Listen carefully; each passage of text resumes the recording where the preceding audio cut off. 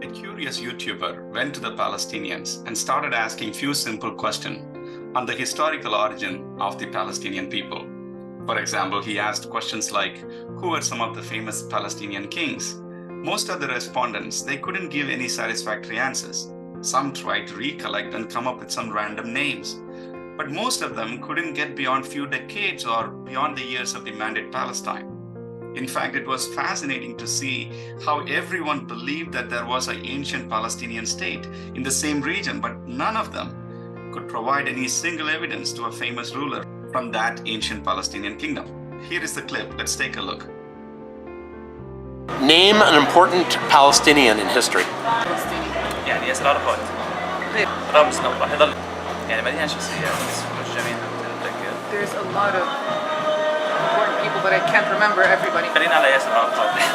Let's stick to ياسر. Anyone in ancient history before 1900? هل في أي شخصية مهمة؟ A famous Palestinian. I'm sure there is. Of course there is, but I can't remember.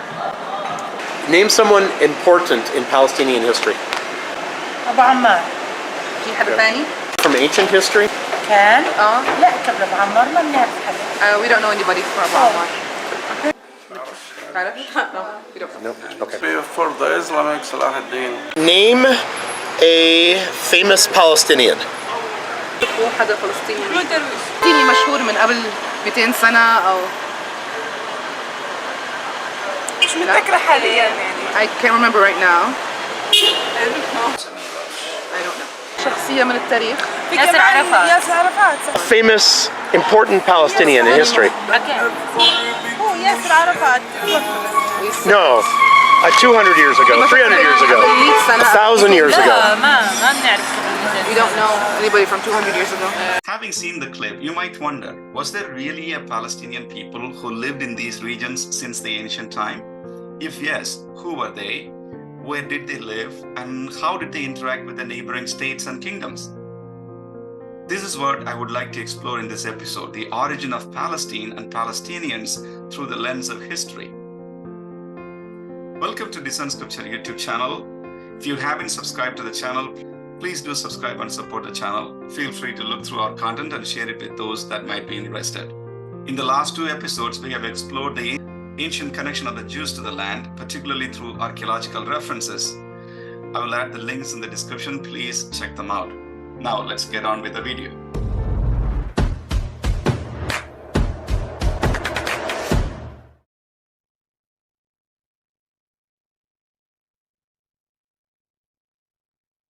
Now, first I want to ask this question. Does the Bible refer to Palestine? If you're a Christian, you might have come across this popular map of the Holy Land, map of Palestine in the time of Jesus. Also, in the Bible, there are few verses that are considered to refer to Palestine. Here are some examples. Joel chapter 3, verse 4. Yeah, and what have you to do with me, O Tyre and Zidon, and all the coasts of Palestine? Next in Isaiah chapter 14, verse 29 and 31. Rejoice not thou, whole Palestina, because the rod of him that smote thee is broken.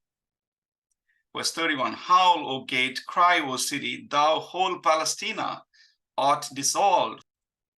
And in Exodus chapter 15, verse 14, the people shall hear and be afraid, sorrow shall take hold of the inhabitants of Palestina.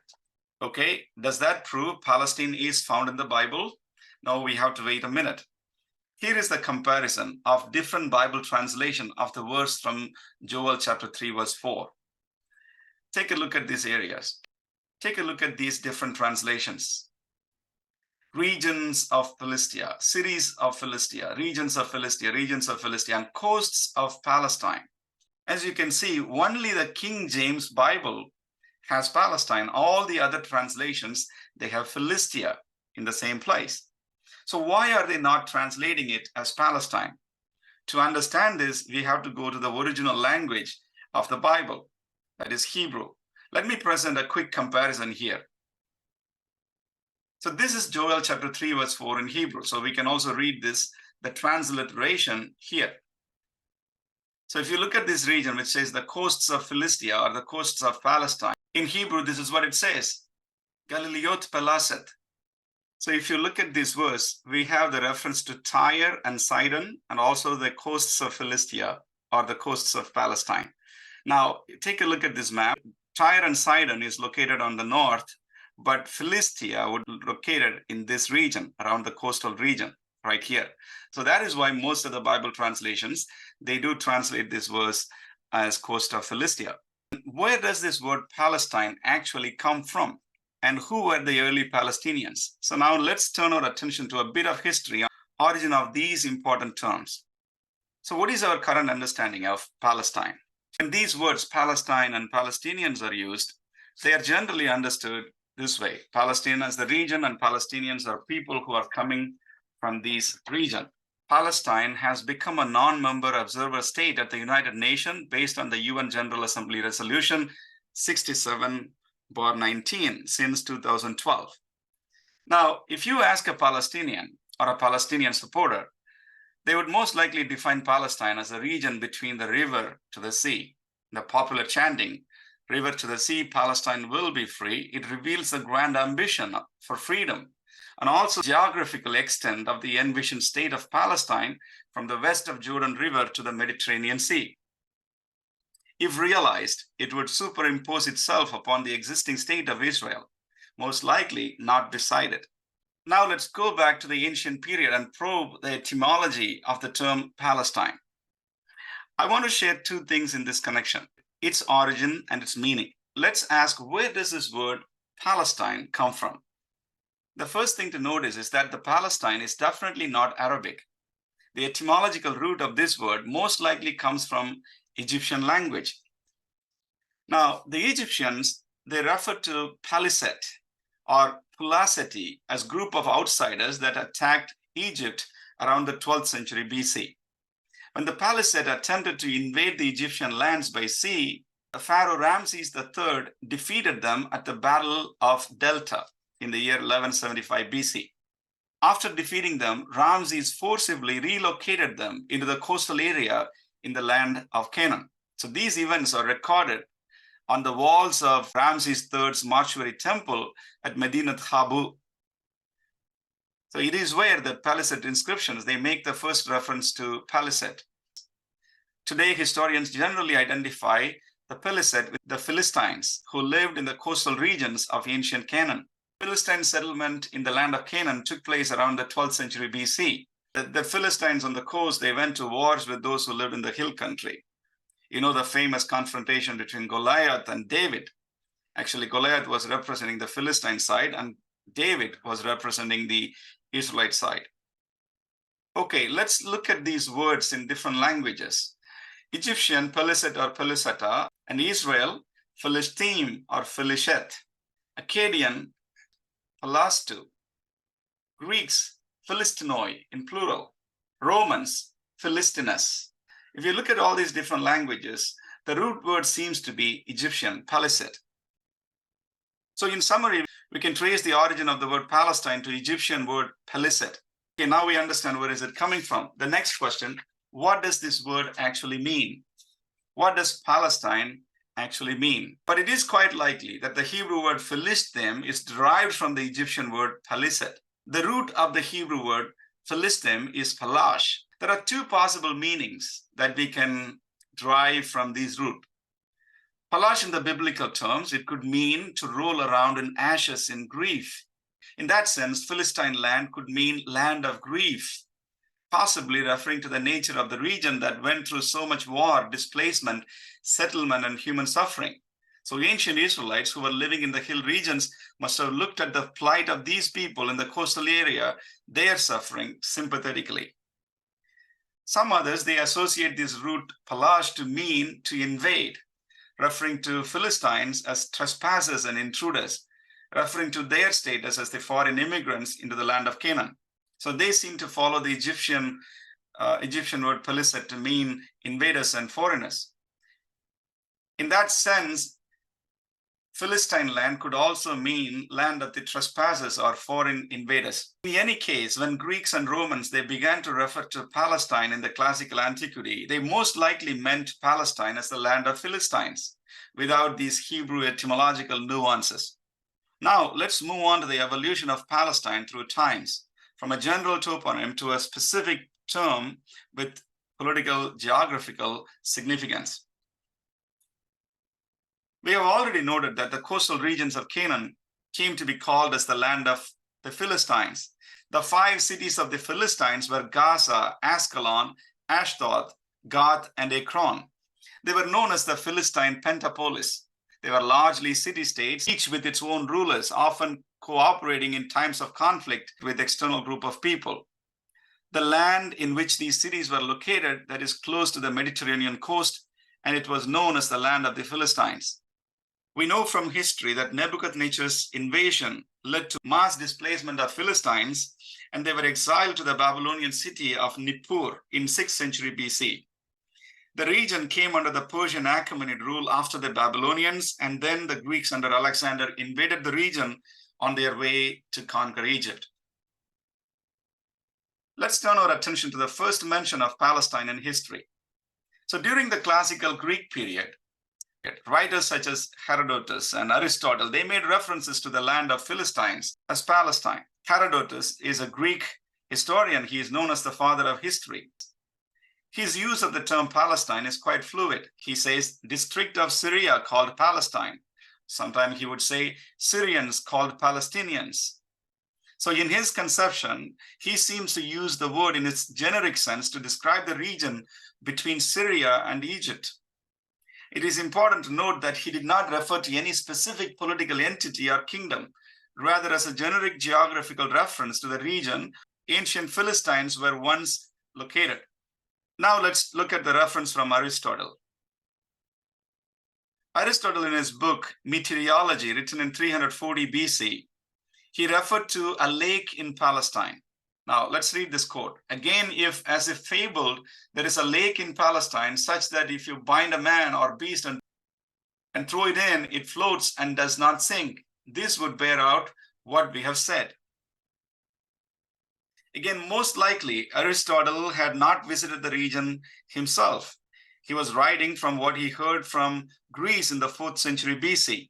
No wonder he mistakenly calls Dead Sea a lake in Palestine, because we know it was not located within the region of the Philistine country around the Mediterranean coast. There are also a few other Hellenistic and Roman writers. They make reference to this region of Palestina. However, in every case, they use it in association with Syria as its southern extension, not as an independent nation state. The decisive change in this understanding happened in the 2nd century under the Roman Emperor Hadrian. Emperor Hadrian is hailed as one of the 5 good Roman emperors. During his rule, Judea was still reeling from the political upheaval. The first Jewish revolt of AD 66 to 74, it ended in the destruction of Jerusalem and the Jewish temple. It also severely restricted the political autonomy of the Jewish people. There was a lot of consternation in the society. However, the Jewish resistance was not fully broken. In AD 129, Emperor Hadrian, he founded a Roman colony in the destroyed city of Jerusalem and renamed the city as Aelia Capitolina in dedication to a Roman god, Jupiter. So this led to another major Jewish uprising against the Romans. Between AD 132 to 135, the Jewish general named Simon Bar Kokhba, he led a second Jewish revolt against the Roman occupation of Judea. He was successful in securing control of the city of Jerusalem from the Romans for a brief period of time, for 3 years.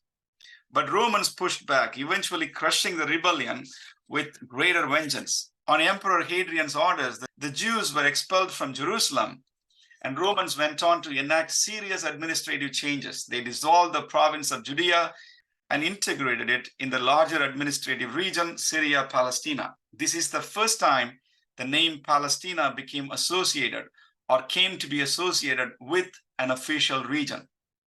Again, Palestine was not an independent state. It was part of Syria-Palestina administrative division of the Roman Empire. Now to the question, why did Hadrian choose to name the place Syria-Palestina? Maybe that was the name early Greek writers like Herodotus used it while referring to the region. Or he specifically chose this name to spite the Jews who were revolting against the empire again and again and erased their memory from the very land. I think from the Roman point of view, they would have renamed the region as Syria-Palestina to dilute the Jewish national identity and integrate them with the greater empire.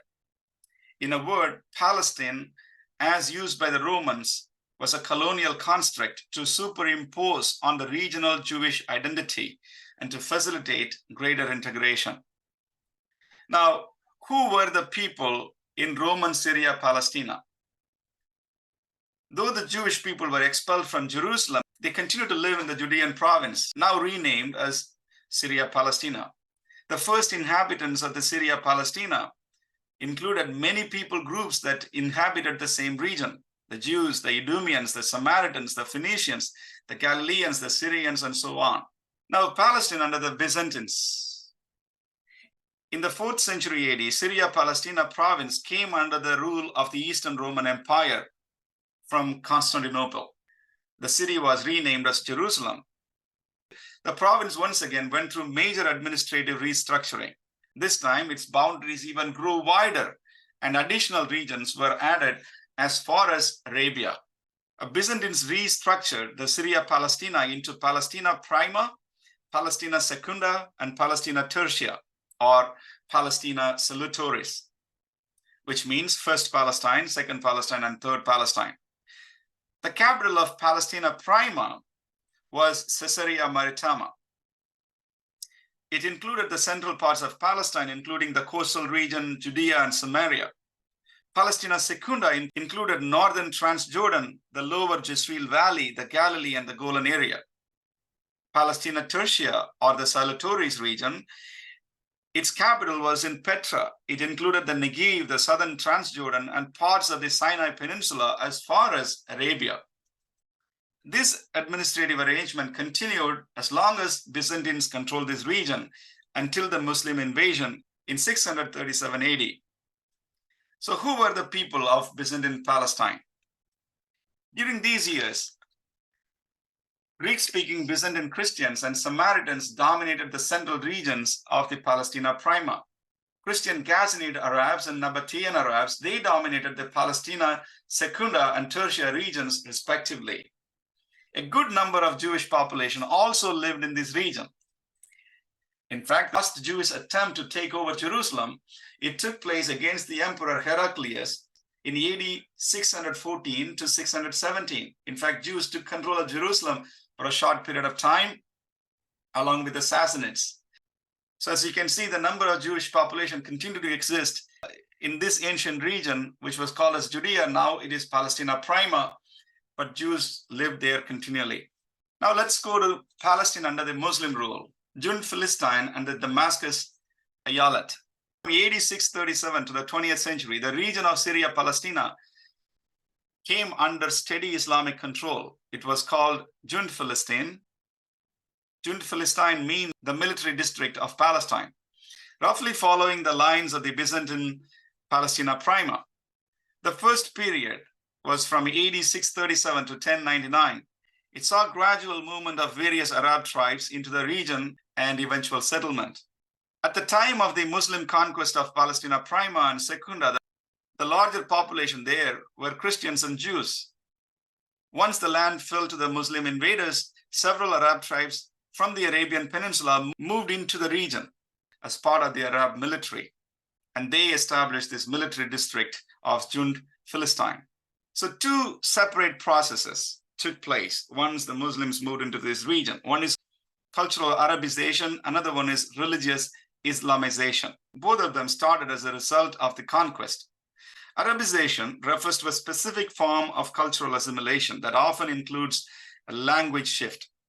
So the process of cultural change in which a non-Arab society becomes Arab, either directly adopting or strongly being influenced by the Arabic language, culture, literature, art, music, and ethnic identity, and so on. Islamization, on the other hand, it refers to the process through which a society shifts towards the religion of Islam and becomes largely Muslim. So after the Arab invasion of the region of Palestina Prima, Samaria was one of the first regions to undergo the Islamization process. It became gradually Islamicized as a result of Arab settlement, as well as the impact of high taxes, religious persecution and droughts, which drove many Samaritans to convert to Islam. But there were others who went through Arabization but resisted Islamization and retained their core Christian identity. The Crusaders made efforts to reconquer Jerusalem. The First Crusade did succeed, and they took over Jerusalem and established the Kingdom of Jerusalem between 1099 to 1187 and 1229 to 1244. Other than that, the region was largely in the Muslim hands. The Rashiduns, the Umayyads, Abbasids, Ayyubids, Mamluks, and finally it came under the rule of Ottomans in the year 1517. So the Ottomans named the Jerusalem as the Sanjak of Jerusalem, or Jerusalem district. Now the Sanjak of Jerusalem was part of the Damascus Eyalet, which is the state of Damascus. So it was a smaller part of the bigger state of Damascus from the Syrian region. So between 1517 to 1917, there were no mention of Palestine during the Ottoman years. Now, who were the people of Muslim-ruled Univ or the Damascus Eyalet? As we can see, Arab population significantly increased during these years. Christian population significantly decreased and was restricted. The Jews were a minority, yet they were present as dhimmis in this region. When we come at the end of the 19th century, when European Jews began to settle in the Ottoman Sanjak of Jerusalem, its population began to grow again. The Arabs from the surrounding countries also emigrated alongside, causing the population growth. Now, this brings us to the Mandate Palestine years, from 1917 to 1948. See, after the First World War, when the Ottoman Empire collapsed, the region was again reorganized. The ancient Greco-Roman word Palestine was revived by the League of Nations as they made the mandate for Palestine to establish a Jewish homeland. It was a time of great consternation, yet a distinct Palestinian identity as perceived today has not been present at that time. It was markedly absent. There is no mention of Palestinians. So who were the people of Mandate Palestine? Arabs retained their numerical superiority with further inflow of Arabs from the neighboring regions as more economic opportunities opened up during British Mandate years. The Palestinian Jews and Palestinian Christians also had maintained a steady presence. Jewish numbers continued to surge during the Mandate years. In 1947, the Jewish population stood by 32%, close to 630,000 in total. In summary, if you look at the word Palestine or Palestina through history, the word Palestina by the Greco-Roman writers did not refer to any specific kingdom of antiquity. If at all anything, it referred to the land of the Philistines in general. The name Palestina first applied to a political entity under the Roman Emperor Hadrian's rule after he crushed the Second Jewish Revolt in 135 AD. So Syria-Palestina was purely a Roman colonial construct against the Jewish nationalist movement. During the Byzantine years, they expanded the region of Palestine, Palestina Prima, Palestina Secunda, and Palestina Tertia. Significant Jewish presence was also in the region. We can even see Jewish people revolting against the Byzantine Empire in the 7th century. And during the Muslim rule, the early phase of the Muslim rule, Arab tribes moved into Palestina Prima mainly as part of the military settlement. Later, under the Ottomans, the region remained impoverished and less developed. The term Palestinian in the British Mandate years included Palestinian Jews, Christians, and Palestinian Arabs. It was not an exclusive term to any particular group, rather a generic term, as it has always been.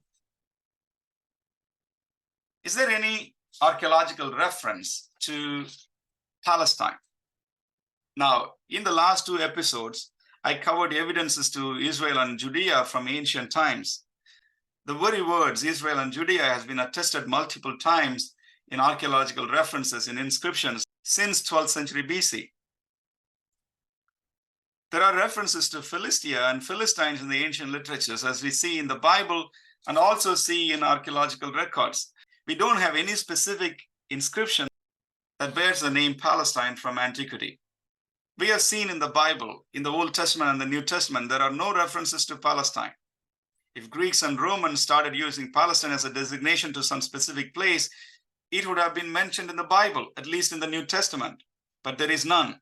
Also, there is a general lack of reference to Palestine in the Islamic Holy Book Quran as well. We might expect it to have the reference Palestine since it was composed much later in history, around the 7th century or later.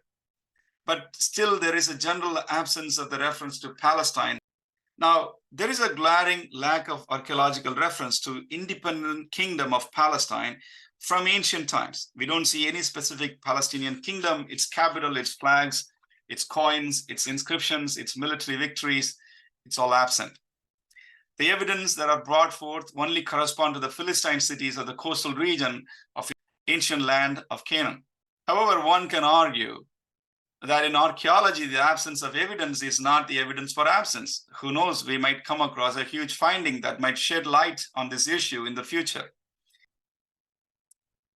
So here is my closing thought on the question, who are the ancient Palestinians?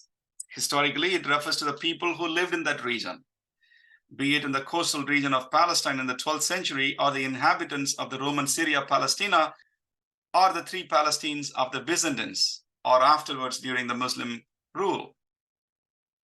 So it basically refers to the people who lived in that region all through these years. So Arabs are the latecomers to the scene. Before they invaded the region in the 7th century AD, others have been there close to 2 millennia.